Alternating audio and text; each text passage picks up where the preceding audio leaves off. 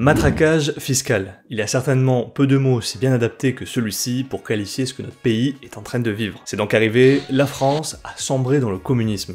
En quelques heures, une série d'amendements ont été adoptés et sont tous plus délirants les uns que les autres. Augmentation de la flat tax, augmentation de la fiscalité sur la revente des résidences principales, augmentation de la fiscalité sur l'héritage, fin des avantages fiscaux des assurances-vie, barrière fiscale pour ceux qui veulent changer de résidence fiscale, poursuite fiscale des résidents fiscaux étrangers pour qu'ils payent les mêmes impôts qu'en France, barrière fiscale pour ceux qui veulent rendre leur passeport, et j'en passe. Voici comment nos élites politiques, qu'elles soient de droite, de gauche, du centre et même du trou du sont en train de faire couler le navire.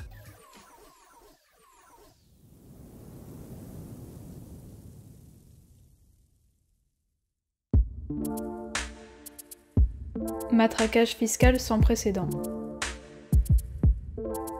Ce que je vous propose aujourd'hui, c'est décortiquer le projet de loi de finances afin de voir plus en détail comment ils ont décidé de plumer les épargnants. Car comme le disait si bien Jean-Baptiste Colbert, l'art de l'imposition consiste à plumer loi pour obtenir le plus de plumes avec le moins possible de cris. Bonjour à toute la communauté et bienvenue pour une nouvelle vidéo, je suis Mathieu Faraco de la chaîne Libre et Riche. En France, nous n'avons pas de gestionnaire, mais on a des impôts. La trajectoire préoccupante des finances publiques semble rester inchangée.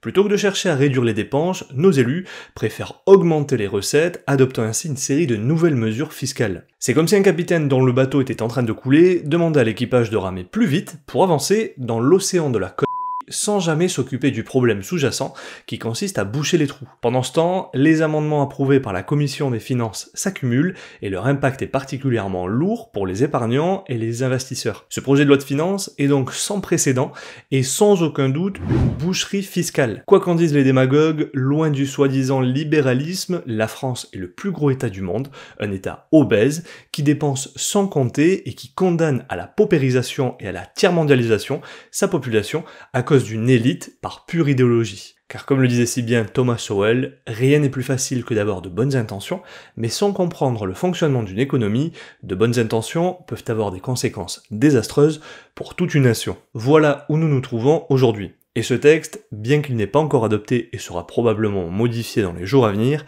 reflète bien l'état pitoyable de l'économie de notre pays. La panacée française, taxer, taxer, taxer et retaxer.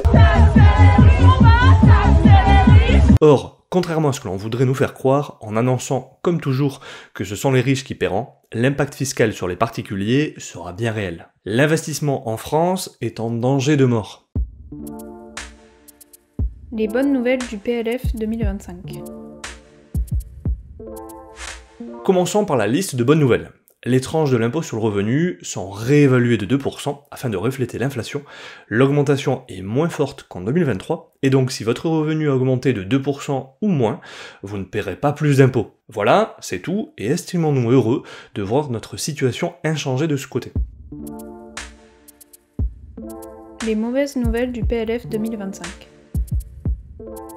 Passons désormais à la liste des mauvaises nouvelles. La première mesure concerne le LMNP, un statut fiscal qui est dans le viseur du législateur depuis de nombreuses années, mais dont la volonté de taper dessus semble se concrétiser depuis quelques mois, comme nous avions l'occasion de le voir précédemment. Ce dispositif est populaire auprès des investisseurs dans l'immobilier locatif et, évidemment, il serait complètement fou de croire que tous les investisseurs immobiliers sont des méchants multimillionnaires, sans compter que l'immobilier est la principale classe d'actifs dans laquelle investit précisément la classe moyenne. Le projet de loi prévoit donc une réintégration des amortissements en LMNP. Autrement dit, les amortissements déduits pendant la location d'un bien seront réintégrés lors de la vente pour le calcul de la plus-value immobilière. Ce changement augmentera les impôts lors de la revente, rendant le régime LMNP moins avantageux. Prenons un exemple de manière schématique. Aujourd'hui, sur la plus-value, l'impôt s'élève à 19% d'impôt sur le revenu, auquel s'ajoutent 17,20% de prélèvements sociaux. Il faut savoir qu'il y a la possibilité de déduire les frais d'acquisition ainsi que les frais de travaux et de profiter également de l'abattement pour durée de détention.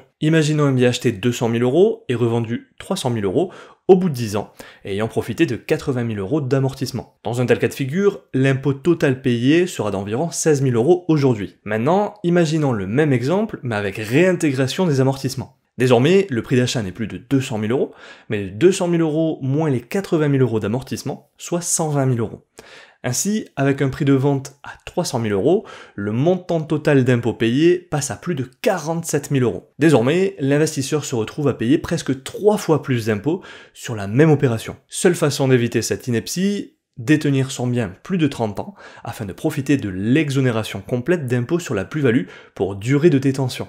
Autrement dit, une mesure qui aura pour conséquence d'assécher l'offre de logement et faire exploser les prix en réduisant artificiellement l'offre face à une demande croissante. Car les personnes attendront plus longtemps pour revendre leurs biens. Quoi ? Vous avez trouvé une parade ? Que nenni, chers amis. Nous allons aussi taper sur les plus-values immobilières pour que vous soyez piégés. Et c'est justement la deuxième mesure, les abattements pour durée de détention seront supprimés et remplacés par une indexation du prix d'acquisition en fonction de l'inflation. Les plus-values seront désormais imposées à la flat tax au lieu du taux global de 36,2%. Sur cette mesure, je suis pas sûr que ce député, pourtant notaire de profession, ait beaucoup réfléchi, car selon les niveaux d'inflation, on pourrait rapidement se retrouver avec des niveaux de prix d'acquisition gonflés, ce qui permettrait d'être pleinement exonéré d'impôt sur la plus-value. Reste donc à confirmer comment il souhaite imposer ce nouveau régime, mais une chose est sûre, les mathématiques ne semblent pas être le fort de ce monsieur, pour qui visiblement un passage du PFU de 30% à 33% suppose une augmentation de 3%.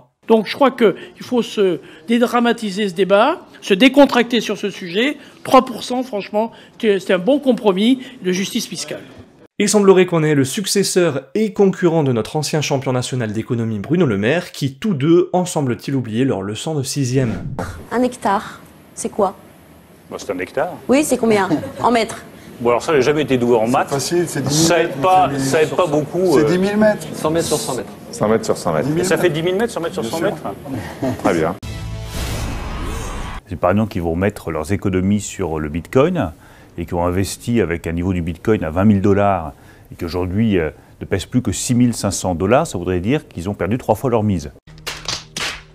Le PFU est justement la troisième grande mesure dans le viseur du législateur, et c'est d'ailleurs ce même député qui en est à l'origine, décidément. Le PFU passerait de 30% à 33%, c'est-à-dire une augmentation de 10% et non de 3%, comme semble le croire monsieur le député. Le taux du PFU se décompose actuellement en 12,80% d'impôt sur le revenu et 17,20% de prélèvements sociaux. C'est donc l'impôt sur le revenu qui serait porté à 15,80% afin d'atteindre les 33%. La bonne nouvelle, c'est que l'impôt sur le revenu peut être évité à la différence des prélèvements sociaux. Parions donc sur leur imbécilité et espérons qu'ils ne se sont pas rendus compte de cette distinction, car cela signifie que pour les détenteurs d'un PEA de plus de 5 ans par exemple, cette mesure sera sans impact, à la différence de détenteurs d'un compte titre ordinaire.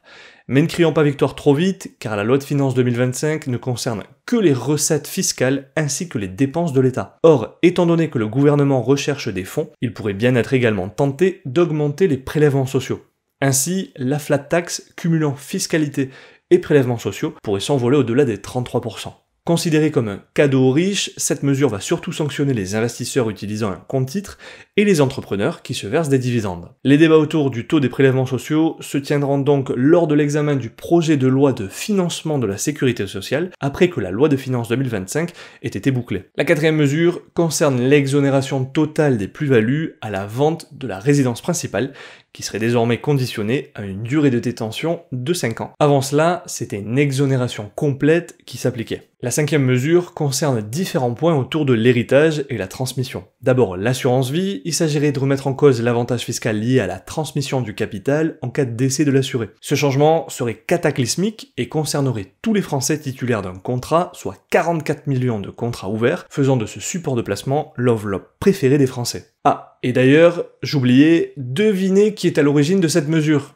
Le même mathématicien à l'origine de la réforme du PFU ou des abattements pour durée de détention. Ensuite, les droits d'héritage en rehaussant le seuil d'imposition de la tranche la plus élevée, passant de 45% à 49%. Et enfin, le pacte Dutreil, qui vise à favoriser la transmission d'entreprises familiales, risque d'être massivement raboté. Plusieurs amendements, portés notamment par notre notaire préféré, visent à réduire l'abattement de 75% et ainsi limiter la revalorisation du prix des reviens des titres transmis. Une autre mesure concerne les cryptoactifs et notamment la volonté de tracer les transactions, les comptes ainsi que les titulaires détenteurs. Mais avant de poursuivre avec les mesures suivantes, si vous cherchez à diversifier vos investissements, tout en profitant des opportunités offertes par le Web3, je vous recommande notre nouveau partenaire, Swissborg. Swissborg est bien plus qu'une simple plateforme d'achat de crypto-monnaies. Avec plus de 800 000 utilisateurs vérifiés à travers l'Europe, cette plateforme suisse se positionne comme un véritable écosystème de gestion de patrimoine en cryptoactifs. Leur mission est de démocratiser la gestion de la richesse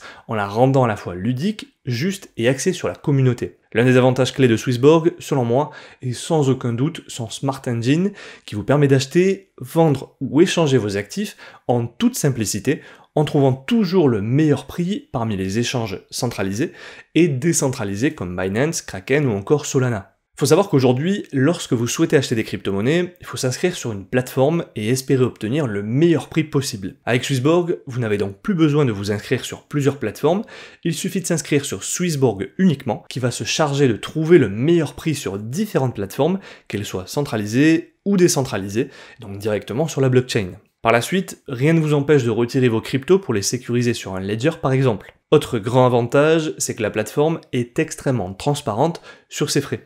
Elle ne se vend pas comme une plateforme où l'ordre est soi-disant gratuit, comme de nombreux brokers, mais qui vous font payer finalement le spread. Swissborg ne prend pas de spread et assure donc le meilleur prix d'exécution possible. Par ailleurs, si vous souhaitez rentabiliser et diversifier votre épargne tout en obtenant un revenu passif, Swissborg propose aussi des stratégies d'investissement innovantes grâce à son programme Earn. Vous pouvez générer des rendements avec une transparence totale sur vos investissements, que ce soit via l'USDC, l'ETH ou d'autres actifs soigneusement sélectionnés, et vous pouvez même vous exposer à des devises étrangères comme le dollar, la livre sterling et même au franc suisse. Swissborg offre également la possibilité de s'exposer à une multitude de crypto-monnaies selon différentes thématiques, comme des ETF, mais sans les inconvénients des ETF crypto, puisqu'il s'agit ici d'être diversifié dans une multitude de crypto-monnaies. On peut donc choisir une thématique, voir sa composition, sa fréquence de rééquilibrage, ainsi que ses frais, et même la comparer à une crypto comme le Bitcoin ou l'Ether. Bref, que vous soyez novice ou expert en crypto, Swissborg, une plateforme suisse, vous offre une interface simple d'utilisation, une sécurité de premier ordre et un contrôle total sur vos actifs. Alors si vous souhaitez en savoir plus sur Swissborg et découvrir comment optimiser vos investissements en crypto-monnaie, cliquez sur le lien en description ou dans le commentaire épinglé afin de profiter de jusqu'à 100 € offerts. La 7e mesure phare est l'augmentation de la contribution exceptionnelle sur les hauts revenus. Le nouveau mécanisme vise à assurer un taux d'impôt de 20% minimum sur les hauts revenus. Pour rappel, cet impôt instauré sous Hollande en 2012 devait initialement durer 3 ans. Au-delà de cette mesure démagogique, cela démontre surtout que le caractère provisoire de l'imposition n'a bien souvent de provisoire que le nom. On peut donc s'attendre à ce que cet enfer fiscal français perdure, voire s'aggrave dans les années à venir. Un petit peu comme les prélèvements sociaux, dont la CRDS était censée être provisoire et n'a jamais été supprimée, et finalement, c'est l'ensemble des prélèvements qui augmentent depuis maintenant près de 30 ans. Le plus drôle dans tout cela au final, ce n'est pas tant le ridicule de leurs mesures, mais leur incompétence notoire. On nage en plein délire. Des députés NFP avaient même voulu imposer les plus-values latentes au sein des PEA. Oui, je dis bien les plus-values latentes, et non les plus-values réalisées, deux notions fondamentales que ces analphabètes économiques sont pourtant incapables de distinguer. En effet, imposer une plus-value latente, c'est-à-dire un gain non encore réalisé, reviendrait à taxer des gains qui ne sont pas encore matérialisés. Ce serait un peu comme taxer annuellement les propriétaires de leur résidence principale, sous prétexte que leur bien a pris de la valeur par rapport à l'achat, car selon les mots de ces députés, une part importante des placements ne sont ni plus ni moins que la propriété de l'État. Car oui, votre argent ne vous appartient pas, vous n'êtes qu'un sous-fifre de l'État. Prenez des risques pour investir votre argent et le rentabiliser, mais donnez-en-nous les fruits, car nous sommes incapables de gérer convenablement l'argent du contribuable que nous gaspillons annuellement et que nous devons toujours plus soutirer pour assurer notre train de vie. Fort heureusement, l'amendement a été rejeté, mais cela illustre bien ce qui va se passer avec un gouvernement plus rouge encore que Lénine ou Staline n'aurait jamais rêvé. Compte tenu de ce que l'on vient de voir aujourd'hui, il est fort probable que certains d'entre vous envisagent l'exil fiscal afin de trouver refuge hors de cet enfer fiscal qu'est la France.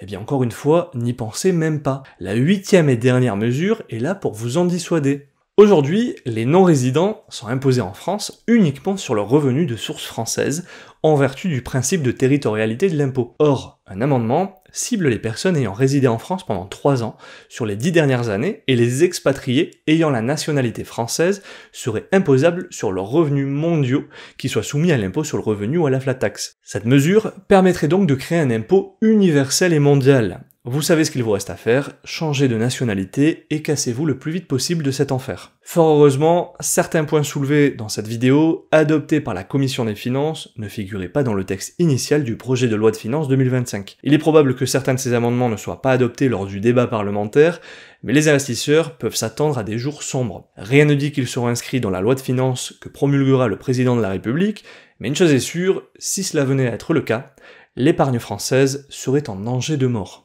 Et toi, que penses-tu de ces mesures? Es-tu directement impacté? N'hésite pas à me le faire savoir dans les commentaires sous cette vidéo. Si tu as trouvé cette vidéo intéressante, n'oublie pas de la liker, de t'abonner à la chaîne et d'activer la cloche pour ne manquer aucune de nos nouvelles publications. Souviens-toi que l'on reste en contact sur Instagram, TikTok et LinkedIn, et rappelle-toi que la différence entre ce que tu es et ce que tu veux être réside dans ce que tu fais. Deviens libre et riche.